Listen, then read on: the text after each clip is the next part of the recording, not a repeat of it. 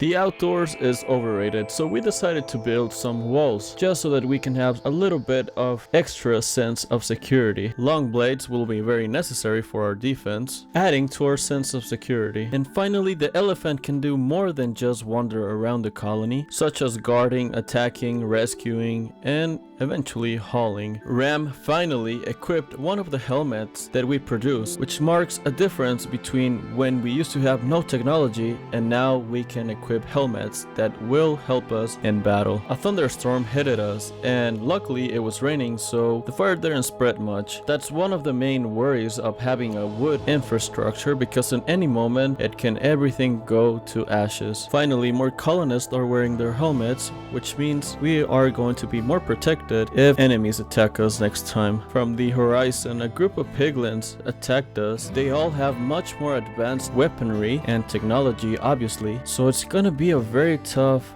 battle for us because we basically only have sticks and some other weapon. As they approach, we luckily hit the first shot, and overall it was a very well fought battle by both sides. We almost lost one of our colonists, Red, because he was put into flames, and that's our strongest warrior. It was very hard to fight this battle without him, but we still managed to succeed.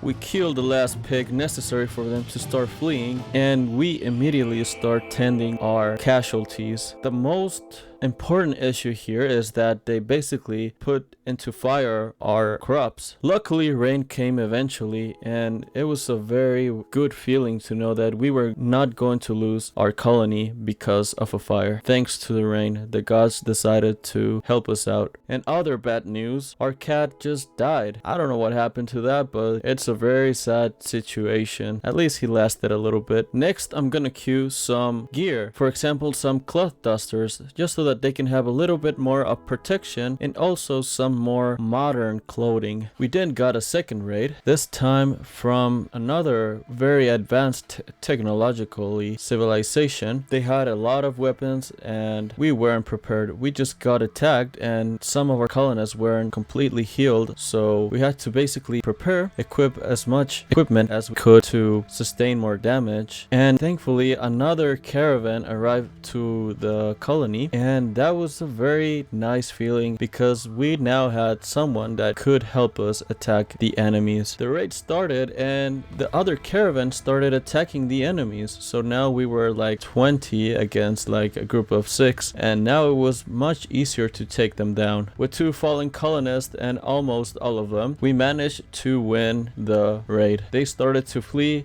with the exception of one of them that started to kill our elephant, but yeah, we eventually took him down. Then we proceeded to strip his clothes, and we can now have one flask vest. I then realized that because of that raid, one of the muffalos of that caravan died, and it actually had a lot of loot.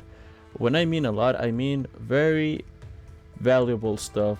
16 components, a shock lens, some bionic jaw, and some other stuff. We could obviously not use it right now, but we could sell it and actually buy stuff that we can use. To no one's surprise, Tox went into a Go Juice bench. What a character. Then she eventually overdosed herself. Like, she doesn't have anything better to do, I swear. I then capture our elephant actually doing some hauling work. That is very satisfying to see that at least he is useful. He's been eating all of our pemmican, and now he will do actually something. With the research of long blades, we can now start the production of more useful melee weapons. I put some spears because that's going to give us more range when we are attacking. By now the wall progress is at, I would say, 50%. As you see, everything has been finished very successfully, and we're almost missing like half of the wall. And once we have this wall, we're going to be protected from the outside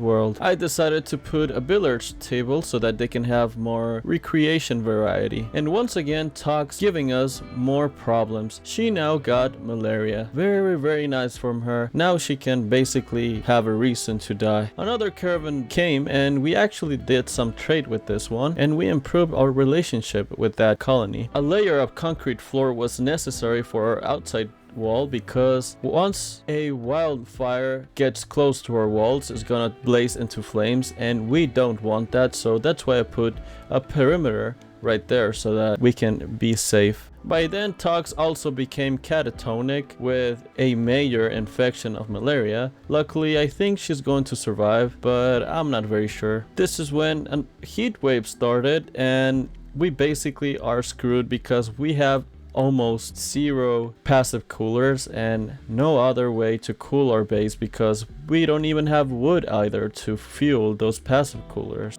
But another positive point, the wall is almost finished and our sense of security is brought to us again. We then got a manhunter pack, but this is going to be dealt with in the next episode.